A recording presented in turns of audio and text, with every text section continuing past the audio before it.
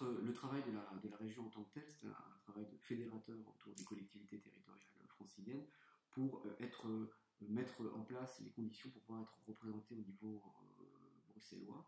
Donc nous avons une représentation qui s'appelle Île-de-France Europe qui défend les droits et les intérêts de l'ensemble des collectivités territoriales.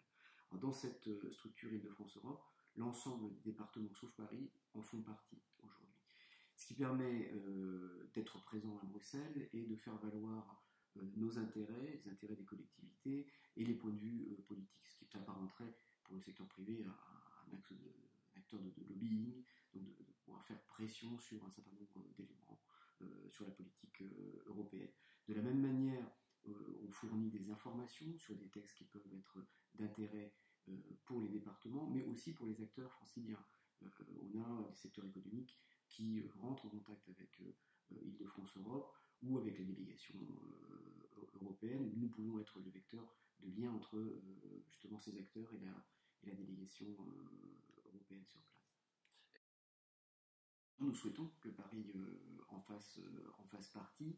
Jusqu'à présent, la politique de la ville de Paris a été de mener une politique autonome par rapport à Île-de-France Europe, mais nous n'espérons pas de les voir intégrés, puisque nous avons eu les Yvelines et les Hauts-de-Seine qui ont adhéré il y a très peu de temps. Ce qui est perceptible, ce sont les projets qui sont mis en œuvre. Nous avons, à travers le schéma directeur de la région Île-de-France et à travers le projet de Grand Paris, donc qui va donner à l'ensemble de la région une dimension internationale, mondiale, qui correspond en fait à la réalité, aux mutations du monde. Sur ces projets, il va y avoir des choses extrêmement concrètes.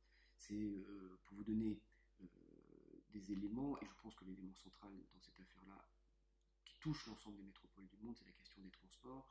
On va avoir très concrètement 200 km de métro en plus dans le Grand Paris. On va avoir 72 gares supplémentaires. On va avoir 100 nouveaux quartiers mixtes intégrés. On va avoir également le doublement des constructions de logements, ce qui est toujours un élément extrêmement important. On a 3 nouveaux quartiers d'affaires qui sont prévus, 5 campus dédiés à la recherche et 9 sites dédiés soit à la production, soit à la logistique, soit au service. Donc, l'idée est de faire en sorte qu'on sorte de la question simplement de la réflexion à travers le périphérique et qu'on ait une vision globale de métropole où la question des transports est extrêmement importante. Je le lis parce que je m'occupe également des questions internationales et nous sommes extrêmement sollicités par des grandes métropoles sur ces questions-là. La dernière en date est l'État de São Paulo. L'État de São Paulo, pour vous situer, c'est 44 millions d'habitants, 30% du produit intérieur brut de la 6e puissance économique du monde. Leur problématique, c'est essentiellement le transport et ensuite les questions de logement, de traitement des déchets, etc. Et ils se rapprochent de nous. Nous travaillons cette année, l'année 2014, sur ces questions-là, la question de la ville durable, avec São Paulo, qui regarde avec énormément d'intérêt ce que l'on fait au niveau des transports ici en Ile-de-France. En fait, c'est effectivement la région, on dit que c'est la région la plus riche et la plus dense d'Europe, et effectivement, à travers un certain nombre de secteurs, on a un rôle particulier à jouer pour l'Europe et également pour la France. Au niveau de l'Europe, Paris est la première capitale destination touristique, ce qui est très important parce que les gens, à travers le tourisme, transitent par la ville et ça appelle un certain nombre de besoins d'infrastructures, mais c'est également une porte d'entrée pour l'Europe, pour le reste du continent. Il n'est pas rare de rencontrer des personnes qui viennent à Paris et qui se disent voilà, je vais profiter d'être à Paris pour aller voir Berlin, Rome, etc. Donc Paris étant souvent la porte d'entrée privilégiée parce que c'est un cœur important. On a également au niveau de la recherche un pôle exceptionnel. Au niveau européen, l'ensemble des clusters des entreprises et des universités franciliennes sont parmi je dirais les régions européennes, c'est celle qui absorbe le plus de fonds. C'est-à-dire qu'il y a 120% d'engagements qui sont menés par rapport aux objectifs qui sont fixés dans la dernière programmation. L'Île-de-France a engagé 120% de ces objectifs. C'est-à-dire qu'on est allé au-delà des engagements pris, ce qui est assez rare. On a souvent des consommations qui sont en deçà. Donc de ce point de vue-là, pour l'avenir, pour les questions de TIC, donc de technologie d'information et de la communication, sur les questions donc, de recherche et sur les questions de rayonnement, je crois que la région Île-de-France a un rôle particulier à jouer.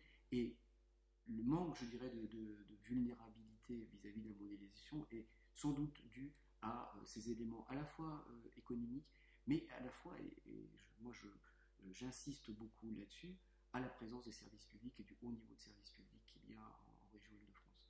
Parce que, par exemple, la question des transports, c'est pas simplement le maillage qui est exceptionnel au niveau international, le maillage de transport public en Île-de-France, mais c'est également le coût de ce transport public.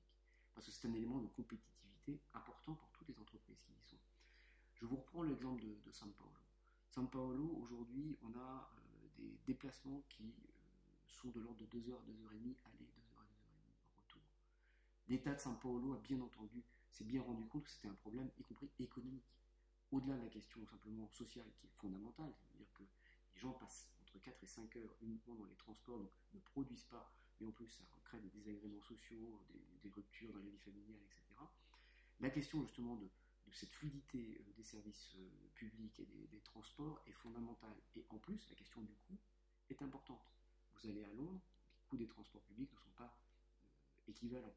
Donc, tous ces éléments-là permettent donc à la région Île-de-France d'être un élément moteur et y compris être un secteur de compétitivité pour les entreprises qui s'y implantent. Justement, nous sommes convaincus que la question de l'aménagement du territoire n'est pas simplement une question technique. n'est pas simplement dire voilà, on place des pôles de développement ici, des pôles d'habitation ici, des pôles de loisirs là, pour différentes raisons. D'une part parce qu'il y a la question environnementale qui est fondamentale. Nous avons besoin de réfléchir l'ensemble des déplacements, mais également l'ensemble des implantations. Et forcément, quand on réfléchit aux implantations, on réfléchit aussi aux déplacements, dans un cadre où l'élément collectif est important, où les nouveaux modes de transport sont des modes de transport non ou moins polluants, et également qu'il y ait un cadre de vie qui soit le plus agréable possible pour la population. Parce que c'est un élément qui est aussi un mode de développement, donc une vision politique de la métropole et de la ville. C'est-à-dire que nous pensons, nous sommes convaincus que ce que nous pouvons apporter, c'est cette vision équilibrée, cette vision qui fait qu'on n'a pas toute la population qui habite à un endroit et à un autre endroit où les gens vont travailler, qui génère des transports qui ne sont pas toujours utiles, mais que l'on puisse avoir un maillage qui soit suffisamment intelligent pour essayer déjà de démarginaliser un certain nombre d'endroits. On a une zone dense autour de Paris et de la première couronne qui est absolument phénoménale. C'est-à-dire qu'il faut savoir que la ville de Paris est plus dense que Shanghai. Enfin, c'est une image qui choque, mais c'est la réalité. On est vraiment dans une zone extrêmement, extrêmement dense. Et il y a des zones qui, la région de France va jusqu'à Provins, on est dans des zones extrêmement larges, mais il faut arriver à décloisonner cela. Donc, la manière de rompre ces marginalisations, c'est aussi d'être dans l'innovation des cadres de travail.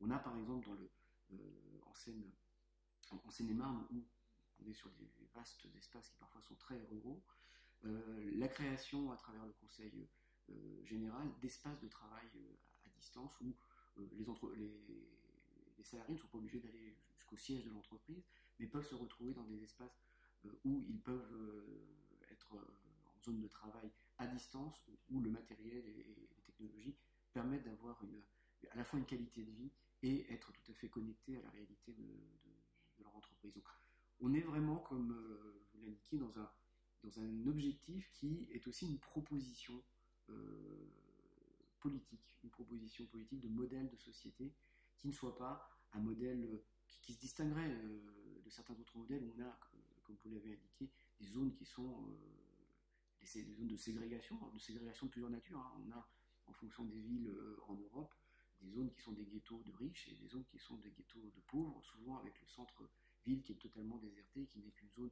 de passage professionnel. Donc nous ne souhaitons pas donner cette vision-là de la ville et de la région et de la métropole, parce que notre proposition est une proposition où on essaie de garder une proximité dans les relations humaines, dans les relations publiques. Et là, la question des services publics est forcément très, très importante. Parce qu'il ne s'agit pas simplement d'avoir un maillage, mais aussi de faire en sorte que cette réalité soit accessible à tous. Il y a au total pour la région Île-de-France géographique, il y a 909 millions d'euros sur la programmation qui va donc de 2014 à 2020. Sur ces 909 millions, la région Île-de-France, en tant que qu'on appelle autorité de gestion, c'est-à-dire institution qui va décider des attributions de ces fonds, nous allons en gérer 539 millions. Le reste étant lié à l'insertion qui sera déléguée au département. Nous, ces 539 millions, nous aurons une partie de l'ordre de 178 millions qui sera sur ce qu'on appelle les fonds FEDER, donc les fonds de développement économique régional, et l'autre partie qui sera sur le fonds FSE, sur la partie formation professionnelle. Donc, ce sont ces deux volets sur lesquels nous intervenons. Alors, sur l'ensemble de ces fonds, nous avons décidé d'en attribuer 20% à ce que l'on appelle le développement territorial. C'est-à-dire que l'idée des fonds structurels, ce sont des fonds qui sont là pour gommer, ou en tout cas atténuer les inégalités territoriales et sociales sur le territoire francilien.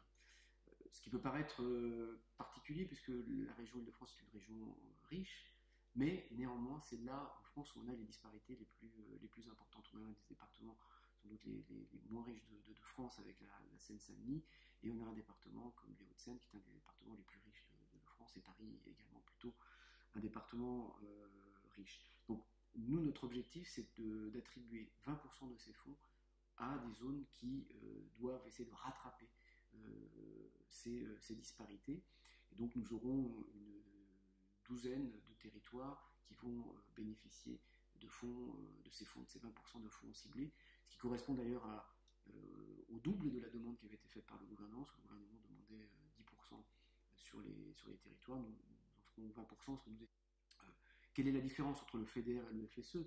Le FEDER sera essentiellement centré sur les questions de développement économique, et le FSE, et ça peut être tout à fait complémentaire, sera là sur l'accompagnement de la formation professionnelle, qui forcément sur des bassins d'emploi peuvent être complémentaires entre l'un et l'autre, développement économique et participation à des formations professionnelles. Et tout ça se fait dans le cadre des dispositifs de la région. Ça peut être les aides ponctuelles à des centres de formation, à des lycées professionnels, à des écoles de la deuxième chance. Nous en avons un certain nombre en région Île-de-France. Ça correspond à ce genre d'activité, mais on peut aussi penser à des reprises d'entreprises sur le FEDER ou à des appuis de développement de filières. L'appel à projet sera formellement lancé au mois de septembre. Nous avons, parce que nous souhaitons améliorer l'existant, parce que le problème des fonds européens, c'est qu'il y a à la fois peu de communication qui est faite autour de ça, et il y a une complexité très importante dans les montages de projets. Donc nous avons, depuis la mi-avril, nous avons lancé des pré-appels à projets pour appuyer les collectivités territoriales dans le montage de leurs projets à travers des experts franciliens qui vont les appuyer directement sur leur territoire pour monter ces projets. En septembre, nous aurons un appel à projet général, et on aura une dizaine, une douzaine de territoires. Alors, les territoires qui ont déjà, parce que ce n'est pas un dispositif nouveau, ça rentrait dans ce qu'on appelait les dispositifs in-Europe lors de la dernière programmation, sont déjà connus, il y en a une dizaine. La plupart d'entre eux candidatent à nouveau, mais il y a aussi de nouveaux candidats pour ces fonds. C'est une programmation donc, de 539 millions. Le budget de la région est sur une programmation de 6 ans. Le budget de la région de France, c'est 4,7 milliards d'euros. Donc c'est pas négligeable sur la programmation entière. Si on séquence sur la programmation, on est à peu près sur une centaine de millions d'euros annuels. En sachant que, bien entendu, le gros de l'engagement se fait souvent dans la deuxième partie, puisqu'il y a toute la partie de montage du projet, et les décaissements se font souvent dans la deuxième partie de la programmation. Alors, on a, je dirais, des échanges avec Bruxelles Capitale, nous avons des échanges avec un certain nombre de régions en Europe, mais qui pour le moment restent de l'ordre du jumelage, de l'amitié, des invitations, etc. Moi, je souhaiterais qu'il y ait davantage de travaux thématiques qui soient faits pour pouvoir organiser des choses plus concrètes. Et nous organisons un colloque dans les jours qui viennent avec le Fonds mondial de développement des villes sur les capacités que peuvent avoir les régions à trouver des financements alternatifs aux marchés internationaux. Donc là, l'idée, c'est de regrouper un certain nombre de grandes villes ou de grandes métropoles. Ce sera le cas d'Athènes, c'est pas anodin dans le choix des intervenants. Donc, Athènes, il y aura Lisbonne, il y aura le Grand Londres qui viendront débattre de ces sujets-là pour voir quelles sont les possibilités d'avoir des financements alternatifs qui puissent pérenniser des projets dans ces grandes métropoles. Donc, on a jusqu'à présent eu, je dirais, une politique de bon voisinage, d'échanges cordiaux, mais moi je trouve que c'est plutôt un échange entre élus qu'entre populations, donc il me semblait que la question thématique était plus importante et que ça nous permettrait d'avoir des choses concrètes à un moment donné à mettre en œuvre. Ça pourrait être des monnaies alternatives, ça touche beaucoup à ces questions-là. On va lister toute une série de projets qui existent à travers le monde et voir de quelle manière est-ce qu'on pourrait coopérer pour mettre en place des projets qui pourraient s'apparenter à ce genre de choses. Alors c'est pas sans difficulté, hein. La Banque Centrale Européenne, si elle voit qu'il y a une grande région européenne qui commence à créer leur propre monnaie, ça risque d'avoir des conséquences. Mais là, on est dans la phase de débat et de dialogue. Mais c'est un élément dans une période de crise qui forcément peut avoir un intérêt, peut faire bouger les lignes en Europe. C'est aussi notre rôle. Alors, nous y sommes, très, très disposés. Je crois que d'ailleurs, Anne Hidalgo avait indiqué, alors, elle avait une formule qui disait Londres est la banlieue de Paris et Paris est la banlieue de Londres. C'est vrai que la réalité, aujourd'hui, avec une relation quasi physique avec le tunnel sous la Manche, une proximité importante, les quelques heures qui nous séparent de Londres, quelques minutes si vous êtes en avion, font que c'est un échange en réalité très important. Et on sait qu'il y a beaucoup de Britanniques qui sont à Paris et de la même manière beaucoup de Français qui sont à Londres. Et la question qui se pose est forcément celle à un moment donné d'un travail de coopération, mais qui appelle là une réflexion au niveau européen qui doit être un peu nouvelle.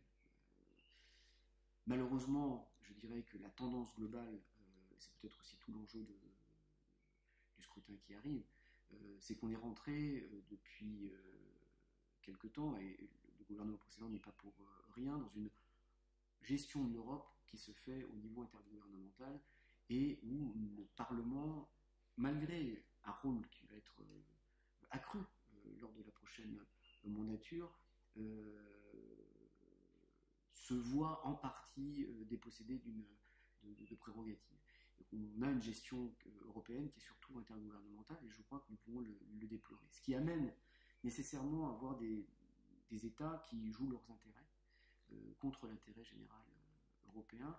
Et peut-être que le lien qui pourrait se créer entre des grandes métropoles comme le Grand Londres et Paris et le Grand Paris pourrait être une manière de rompre, en tout cas d'ouvrir une brèche sur des cadres de coopération.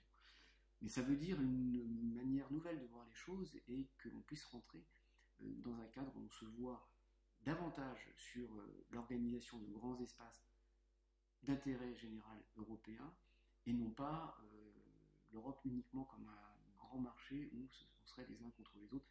D'ailleurs, je crois que c'est surtout ça que les, que les électeurs européens nous reprochent au niveau de tout ce qui est gouvernance européenne.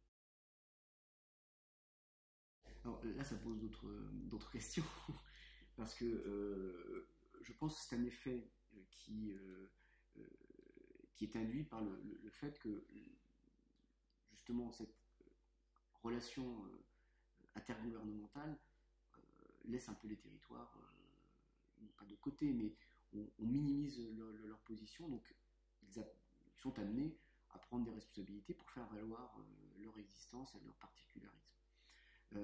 Particularisme, quand j'entends particularisme, c'est leurs propres intérêts territoriaux et comment est-ce qu'on peut mettre en place un cadre d'intérêt général.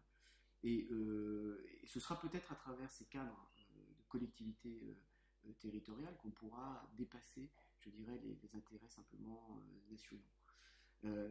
Mais là où ça pose une vraie question, c'est que on est en train en tout cas, d'interroger le rôle de la diplomatie.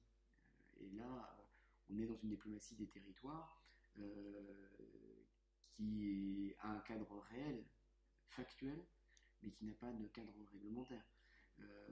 Mais néanmoins, ce sont des réalités qui s'expriment. Le risque de cela, c'est qu'on ne se concentre plus que sur une sorte de fédéralisme au niveau des pays. Donc il est peut-être urgent à la fois de donner un cadre d'expression possible et d'essayer de construire un intérêt général européen. Et de ce point de vue-là, c'est au niveau de la Commission et du Parlement et du Conseil de l'Europe que des décisions doivent être prises. Parce que si on en est à cette expression particulière des territoires, c'est aussi parce qu'il y a des attentes qui ne sont pas, auxquelles on n'apporte pas de réponse au niveau de Bruxelles ou de Strasbourg.